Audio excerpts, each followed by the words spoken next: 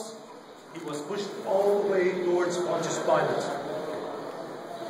They stood outside of the praetorium, and the Bible states that they did not go in so as not to defile themselves. Pontius Pilate came out to the Jewish leaders. They said, crucify him, crucify him.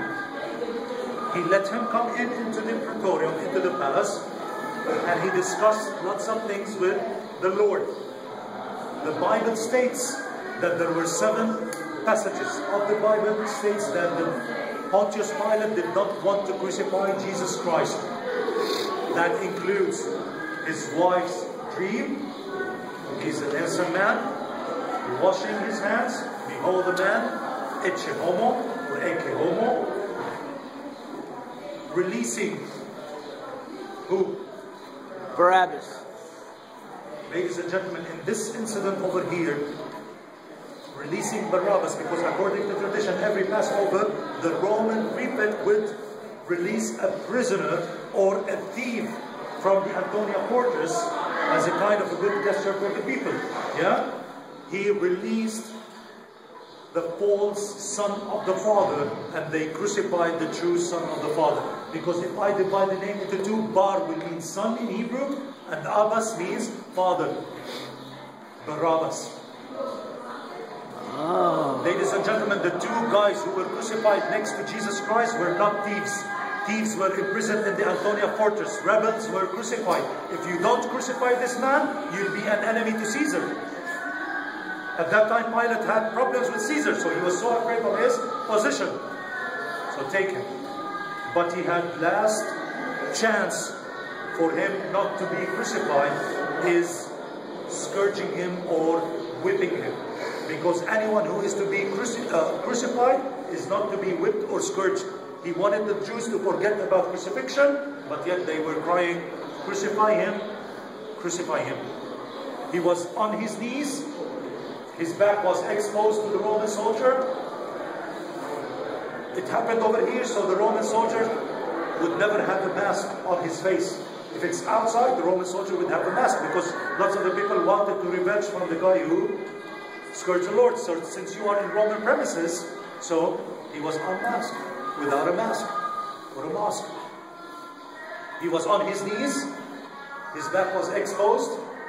That piece of column that you've seen at the Church of the Holy Sepulchre, he was handcuffed. The Roman soldier had a metal handle in his hand, 3 stripes of leather hanging out. At every end there was a thick piece of glass.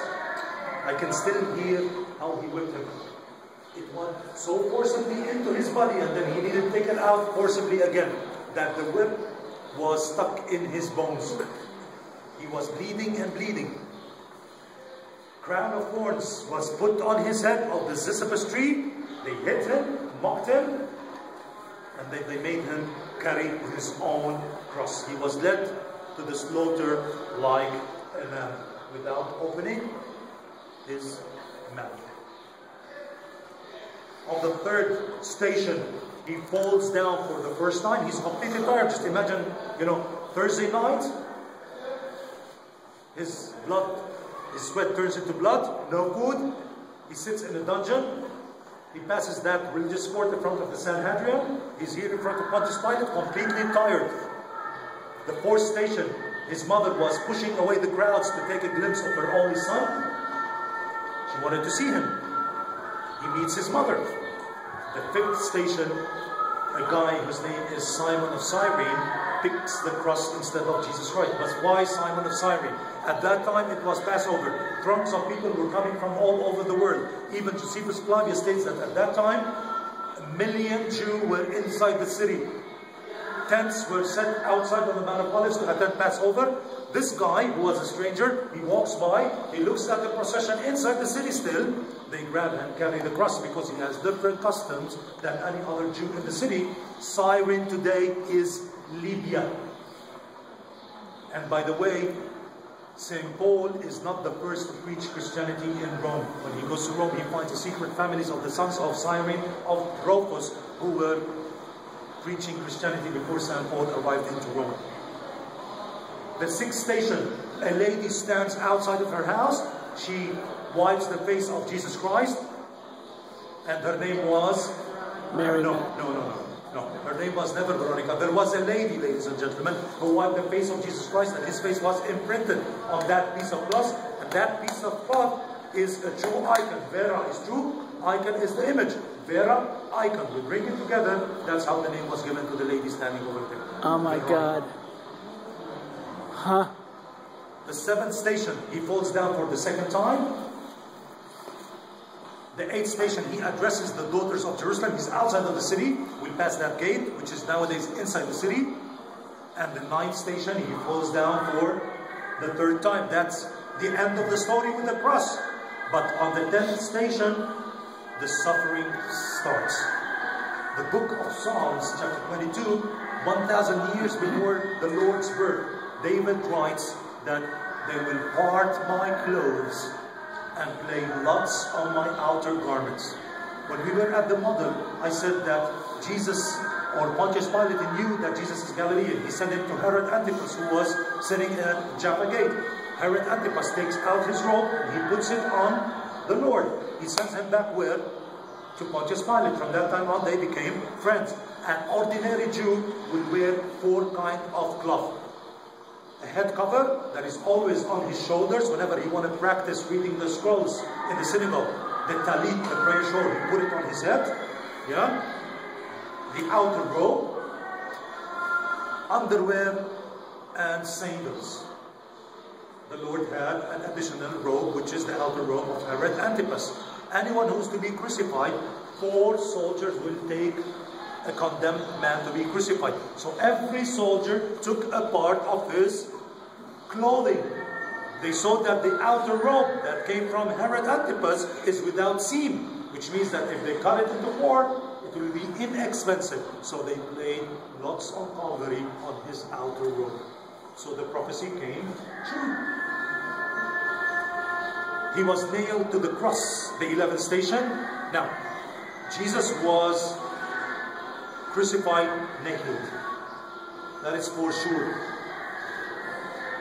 When he was crucified, ladies and gentlemen, he was crucified and not crucified. Now we're talking science over here. There's no bone over here that could hold the body when it's hung on that piece of wood. There's a big bone over here. The cross was on the floor. Actually, it was a T cross. Okay, then it became a cross because they hung that sign that this is the King of the Jews. Okay, so the cross was on the floor. They nailed him to the cross, and all at once, when the body was on the cross on the floor with ropes, ladies and gentlemen, they pulled the cross all the way up, vertically standing, and then they made it sit in a kind of a hole that you touch today. So the body was shaking, the joints were breaking, and doctor knows this is more painful than crucifixion. They wanted him to suffer and endure more and more. That's why they put a piece of wood under his feet, because if there's no piece of wood under his feet, the lungs will go down, he will suffer from suffocation. Right. So he was putting all his weight on that piece of wood. They put a sign above the cross, this is the King of the Jews, with 3 languages. When the Jews really argued with Pilate, why did you write these? He's not our king. He said, but I have written. That's the end of the story. And then all at once we see that the Lord, anyone who passes away, ladies and gentlemen, on the cross, when he does like this, he's dead. He is dead. You see, usually you are on the cross like this. When the soul comes out, you do like this, and that's it.